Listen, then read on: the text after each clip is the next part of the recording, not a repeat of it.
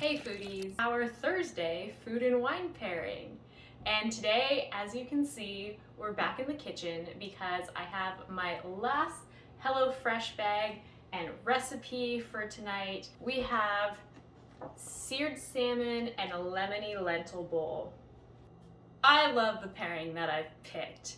I went on the basis of salmon, that is the main ingredients that I chose to pick the wine with, and I went with Pinot Noir. This Pinot Noir is from France. Authentic and great finesse, a delicate expression of fruit enhanced by great purity, freshness, and good concentration. I think that when people think of red wines, their mind goes straight to something heavy, like a Cabernet Sauvignon or maybe a Shiraz. A Pinot Noir, that's a nice light-bodied red wine. It's got much lower tannins, usually a little bit lower in alcohol, and a bit higher on the acidity scale, which is exactly why it makes such a great pairing for salmon. Because salmon is meatier and it's oilier. Characteristics of the Pinot Noir are gonna go perfectly with those characteristics from the fish.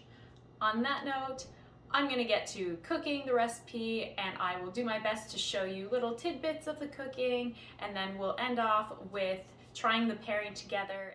Before I do that, there's one thing that I need to do. I need to put this Pinot Noir into the fridge.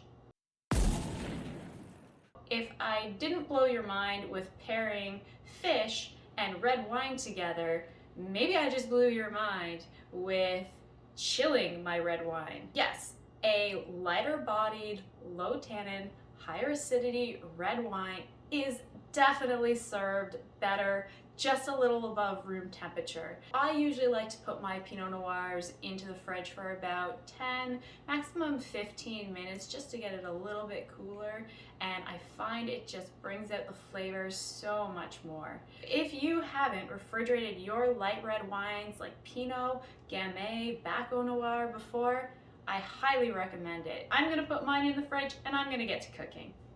Some chopped up garlic, some lemon zest, and the lemons for the crema, our little Keurig cup of sour cream, and then some spinach and the feta. Everything is prepped. I'm gonna get to cooking it all, and I will see you for the pairing. Salmon is just searing up beautifully. This is begging for a Pinot Noir. Looking pretty Instagram worthy.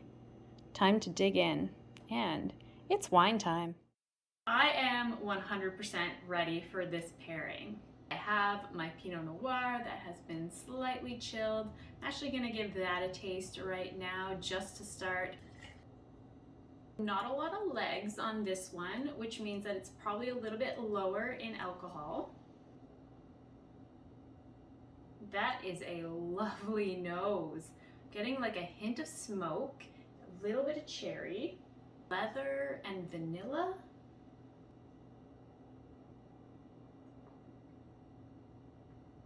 Wow.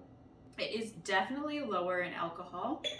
I'm not getting that heat sensation of the alcohol. Makes it very nice. Not a lot of tannins. It's quite smooth. Similar to the aroma, I am getting some nice subtle berry or cherry flavors to it. Hint of smoke. It was actually a little bit more smoky on the nose, not so much on the palate. It's very, very light bodied. I think it's definitely gonna go well with this entire dish. I'm gonna try it just with the salmon first to see if it's gonna meet up to my expectations.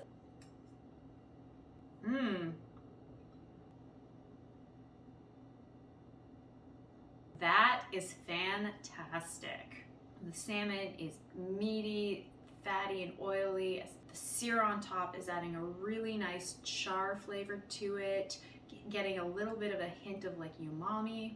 I felt like they both really complemented each other. I felt like the acidity and the fruit flavors in the wine really met the fattiness of the fish, and the strong flavors of the fish even mellowed it out a little bit. And the salmon, what it did for the red wine, I felt like it actually made it a little bit more velvety on my palate. Great combination. and see how well everything pairs with the Pinot Noir.